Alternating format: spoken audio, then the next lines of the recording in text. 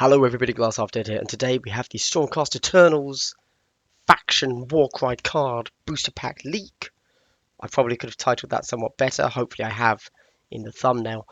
I had considered not covering this until we had more released, because I'm sure we probably are going to get some more leaked today.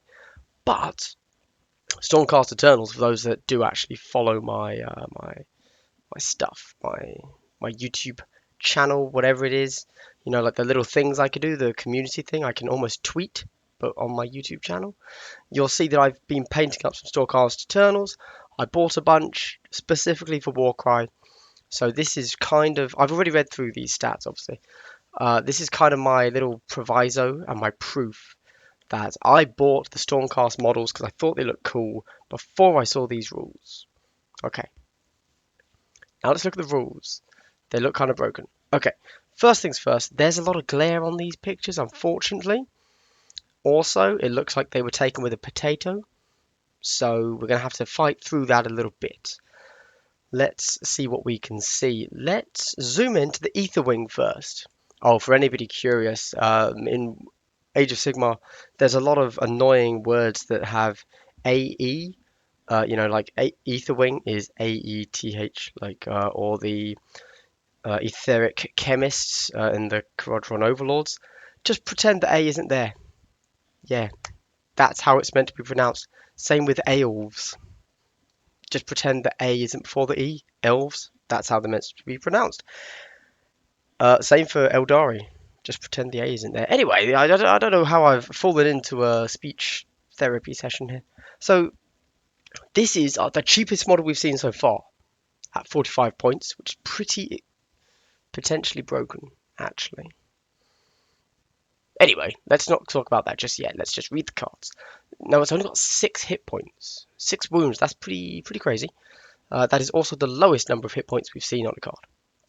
However, 12-inch move. So it's rivaling the fastest we've seen as well. It's only got 1-inch attack with 3 attacks. Strength 2, also the lowest strength we've seen, I believe, with just a 1-2. Obviously, this guy is not meant for attacking. However, if we slide over here, so he's a flyer, and he has this rune. I don't know the names of any of the runes yet, as you can tell. And this gives you Warning Cry. And we've already read this, but because this is the only model that can take it, and obviously this is here to make the model. So let's see what it does. Pick a visible enemy fighter within 6 inches of this fighter. That's the glare. Until the end of the battle round, you can reroll 1 dice during attack actions made by friendly fighters that target that fighter. So, presumably what one wishes to do in this instance is charge a bunch of Ether Wings forwards, use your double with the Warning Cry, and then hit them with your big hitters, because a lot of your big hitters up top here, we'll look at them in a sec. For example, your big hitter only actually has 1 attack dice. So if you miss with that, you need this. But also note that a single double here for Warning Cry will allow every guy. Yeah, you reroll 1 dice during attack actions. Yeah. So will allow everyone that shoots at that particular model to reroll. So if you have, let's say, a few Ether Wings, and then the rest of your army are the big hitters up here, you know, doing 4 to 10 damage, all of them get to reroll, and so it kind of doesn't matter that you've only got 1 shot with them. Let's keep reading. I'm getting ahead of myself. Woo! Right, Gryph-hounds, 150 points. This is our second cheapest model. Now, 150 points for a Gryph-hound, I'm like, that's pretty expensive. But actually, because I had assumed that the Gryph-hounds were going to be the chaff in the army. I don't think, I mean, they are compared to everything else, but they've got really solid stats. So they're a 6-inch move with a toughness of 4, 20 wounds. Now, obviously, 20 wounds is kind of in line with 150 points. That's not crazy. But yeah, I'm just a little bit surprised because I had assumed they were going to be the chaff unit. But anyway, they get 1-inch range, 4 attacks, strength 4, 2-4. So that's a totally solid stat line. Like honestly, if the entire army was just Etherwings, Griffhounds, and one of these other six, you'd still have a lot of options for how you could mix things up. But there's more. But there's more. So, what does this guy have? He's a beast. What can a beast do? Daring attack, I'm going to guess. This fighter can make a bonus attack action, glare, can then make a bonus disengage action. I'm going to guess that says, and then make a bonus disengage action. So bonus attack, so you dive in, hit, dive out. That's pretty cool. So that almost actually, for a triple, so let's say you've moved, you've attacked once, you then use your triple to attack again, and you get to disengage, meaning that for your... God, that's really strong actually. Yeah. So it's allowing you on a triple instead of a quad. It's almost giving you the rampage ability that most other factions get for a quad, but it's giving it to one model for a triple, because you can move, attack twice, disengage, which means on the enemy's turn, they don't get to attack twice. They have to move then attack. That's actually incredibly strong. Okay, that's cool. I like that. Right, now we get a little bit of issues here. Let's go with the guy that we've seen before. This guy here, 165.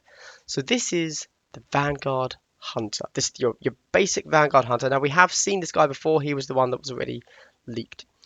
So 4-inch move. All of the Stormcast have 4-inch move. All of them have 5 toughness. The regular guys have 20 wounds. The leader, the primes, have 30 wounds. So I'm not going to go over that again.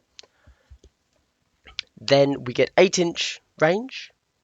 That's good. We know that's good because now we have a little bit more information to go on, and we've seen how much range other units have. And 8 inches, it's in line with the harpoons weapons that the Kinnerai have and that the Untamed Beast guy has. So 8 inches is perfectly acceptable, especially when you're getting 3 attacks at strength 4, 1-4. Now 1-4 again, as I said when we saw this card, you're looking for those 6s because who cares about 1 damage, really. However, you are actually still very strong in melee. 4 attacks, strength 4, 2-4. So, until we really see these things play out, it's going to be hard to say exactly what things mean. But having the option, the flexibility to just hang back, shoot twice, and call it a day, is really good. Also, that's 3 attacks with the range there. I believe most other things, or well, we'll see it when we go up. We'll see it when we scroll up. I'm trying to remember what the harpoon guy has from Untamed Beasts. I can't remember off the top of my head, but it's not 1, is it? No, it's probably very similar to 3. So anyway, that's our bog standard Vanguard Hunter. Now we go up to our bog standard Hurricane. Yes, this is the Hurricane crossbow guy. Hurricane bolt gun. Because let's be honest, they're bolt guns. Right. Oh, yeah, okay, so the Vanguard Hunter doesn't have a rune. This guy does. Again, I don't know what the name of it is, but it's this over here. So for a trip, he can rapid fire. Add half the value of this ability, rounding up, to the attack characteristic of the next attack action made by this fighter, this activation. So you're hitting for, is that 2-6? Yes, that's a 2-6 damage. So your 3 to 15-inch range, which seems to be the average range for most other range we have. So, for example, the Bone Splitter archers we've seen have 315, and also the Medusae with 315. So that's kind of your baseline standard range weapon. You're getting 3 attacks, strength 4, a 2-6, 2-6, and if you get a strong trip on that, that's going to be really strong. So. Haven't done the maths. Again, haven't done the maths. But if you manage to pull off a trip with this, I suspect you will actually be getting more damage out of this guy than you do out of the big one-shot guy. Pretty cool. Pretty cool. Who have we got next? Yes, okay, so it is the big one-shot guy now. Right, he has a... Oh, wait, is he a leader? No, he's not. He's not a leader, but unfortunately, this particular icon, which you can't see on my screen, hold up.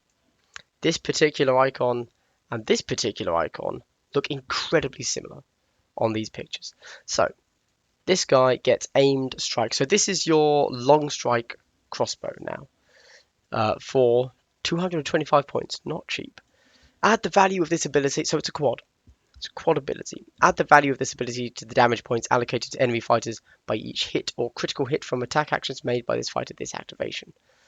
Now, this long strike crossbow is interesting. So firstly, the range is 6 inches to 20 inches. 6 inches is a pretty meaty short range. So I suspect people are going to be able to cross the distance to you and start getting, and get into your minimum range. And then you don't want to be moving to then make one shot. So, and you are not really a close combat guy here. Yeah, you're only 3 attacks with a 1-4. 1 damage. If you're just sat there getting 1 or 2 damage through a turn, you are wasting a 225 point model.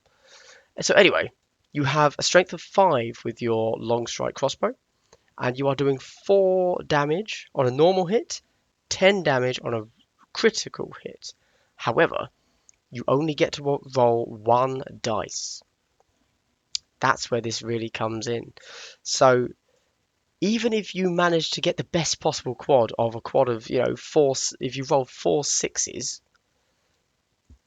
and you then roll a 6 on your damage dice twice, and you make 2 attack actions for your activation that phase,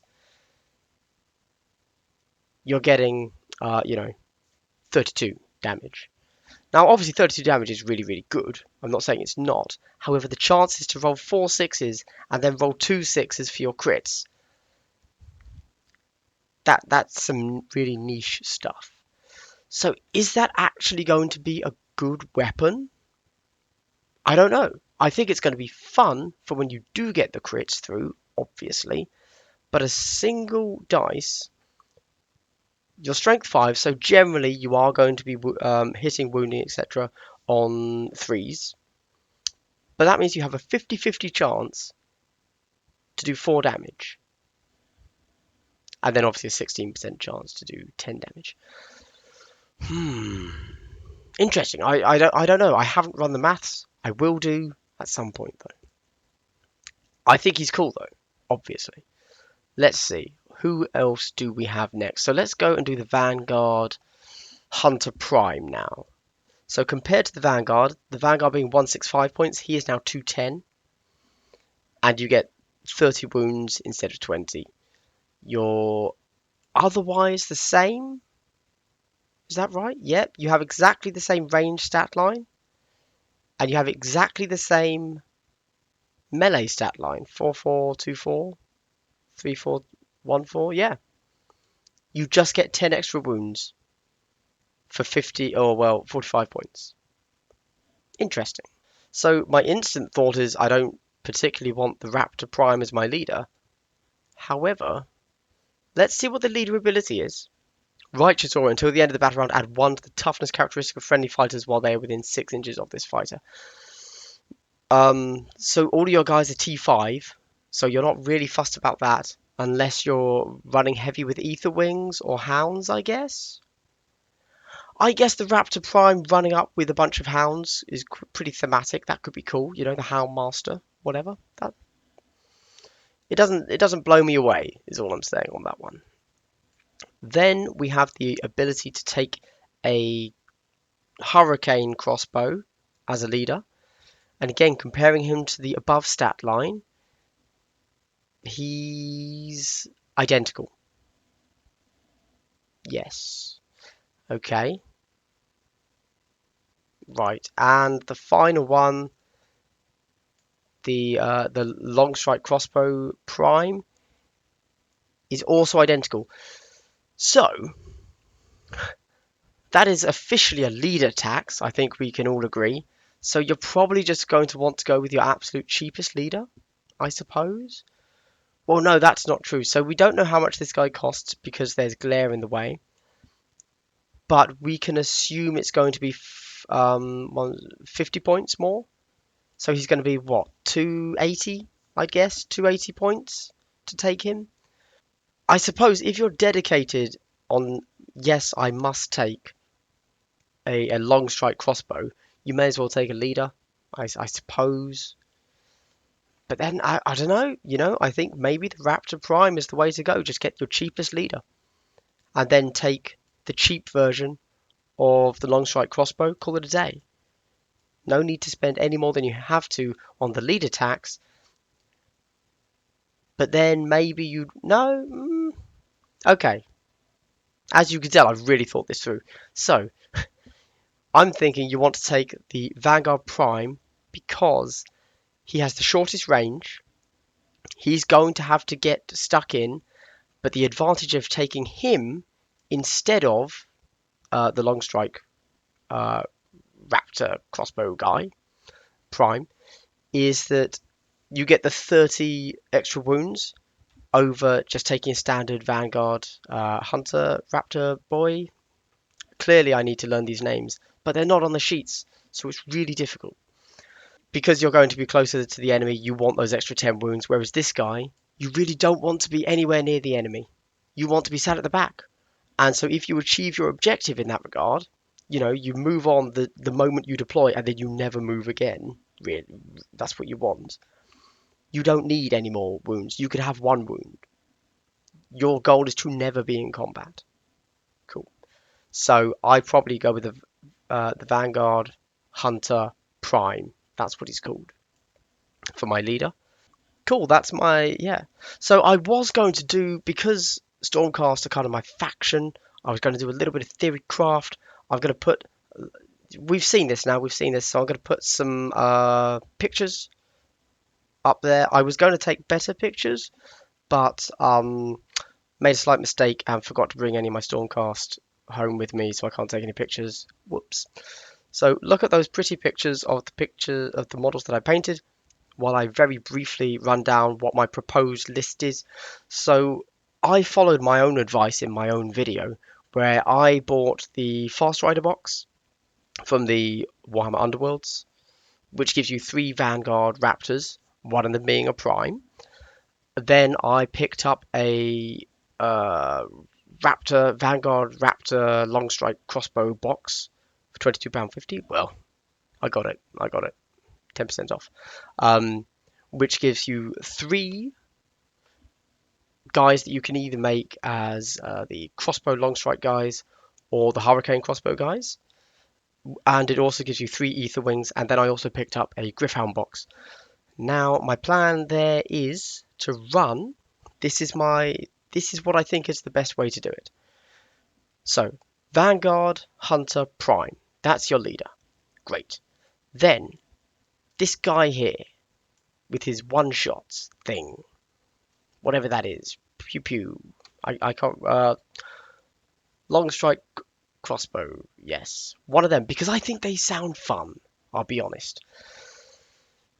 My initial thoughts are that's kind of okay. So if I'm really crunching it down, I might not take him and I might take the hurricane crossbow instead.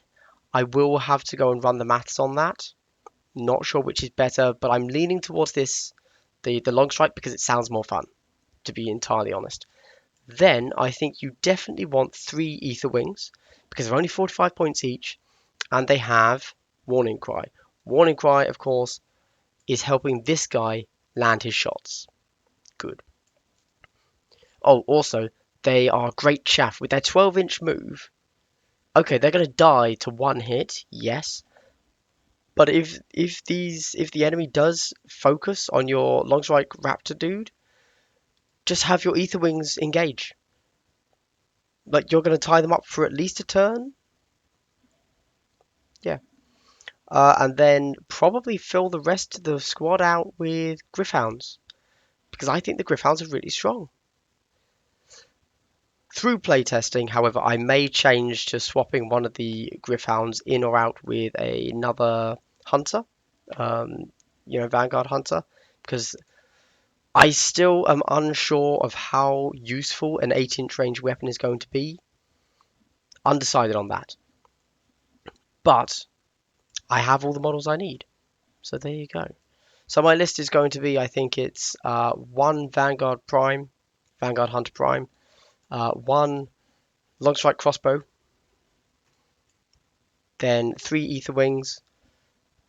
What I think I can fit then one Vanguard Hunter and 4 Hounds, but maybe only 3 Hounds at that point.